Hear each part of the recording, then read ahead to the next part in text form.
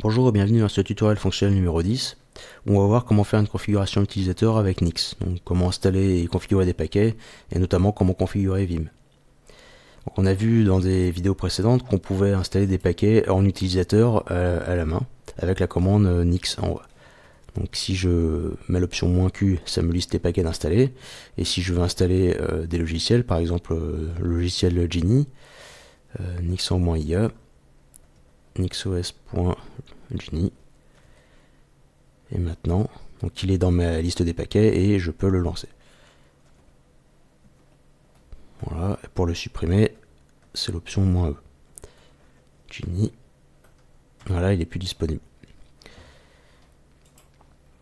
Donc en fait, dans Nix, il y a une façon différente de faire ça, c'est en passant par un fichier config.nix en utilisateur, un peu comme on ferait en route avec le fichier etc nixos configuration.nix.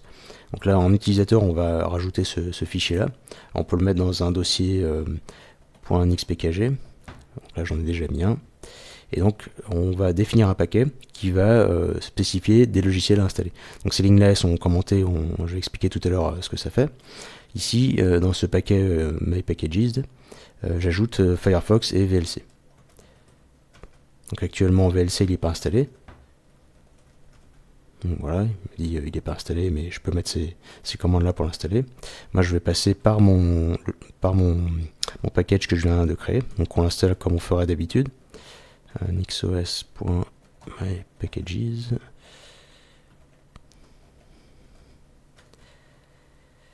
Voilà. Et donc maintenant, normalement, il m'a installé VLC avec la version qu'il a trouvée.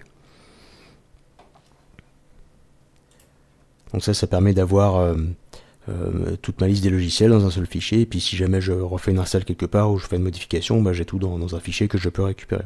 Et on peut faire en fait d'autres choses, notamment paramétrer des logiciels. Alors par exemple le logiciel Nano, si je regarde comment il est défini, donc ici j'ai accès à son packaging. Donc c'est le fichier Nix qui fait le paquet. Et ici, j'ai des options au départ, des paramètres de ce paquet, et certaines peuvent être réglées. Donc notamment ces trois-là avec des valeurs par défaut ici, mais que je peux redéfinir. Donc c'est ce que je vais faire dans ce fichier, dans mon fichier config ici. Donc je le reprends. Voilà. Donc ici, je dis mon nano, c'est le nano du système, pour lequel je définis cette option ici à faux. Et j'oublie pas ici d'inclure mon paquet à moi. Donc actuellement Nano il est installé parce qu'il y a une installation administrateur. Donc si je regarde sa version, ses options, voilà, il me dit c'était compilé avec ces deux options là.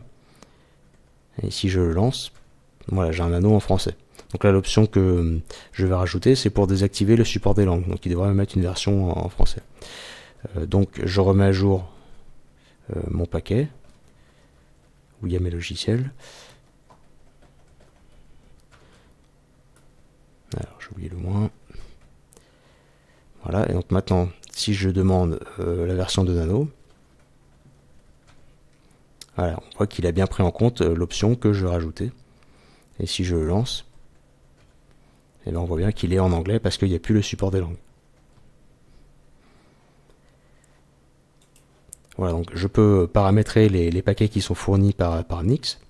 Et en fait, je peux faire plus que ça, je peux même configurer complètement certains logiciels avec leurs plugins, comme c'est le cas pour VI, qui est fourni avec tout un tas de plugins qui sont aussi packagés par Nix. Donc pour ça, et toujours dans mon fichier config.nix, je vais ajouter le Vim avec un fichier vim.nix que j'importe ici. Et donc qu'est-ce qu'il y a dans ce fichier ? Et il y a ma configuration Vim que je mettrai habituellement dans un Vimrc. Donc il y a un peu de packaging Nix par-dessus. La config que je mettrai dans un Vimrc, elle est ici. Et tout à la fin, je peux spécifier directement les plugins à utiliser, qui sont aussi packagés par Nix, et que je demande de charger au chargement de VI. Et donc là, j'ai pas besoin d'aller les récupérer moi-même ou d'utiliser un système comme il y en a dans Vim pour récupérer des plugins. C'est fait directement par Nix. Donc je quitte tout ça. et je mets à jour mon paquet.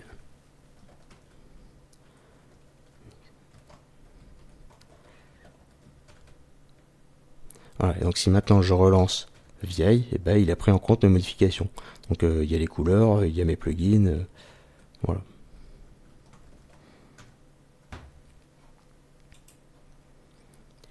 Donc pour résumer, avec Nix on peut installer des paquets en utilisateur, soit avec les commandes Nixan habituelles pour installer les paquets manuellement les uns un par un, soit on peut utiliser le fichier config.nix qui permet de lister tous les paquets qu'on veut installer, éventuellement de redéfinir des options, et éventuellement de les configurer complètement avec le système de plugins comme on a vu avec Vim.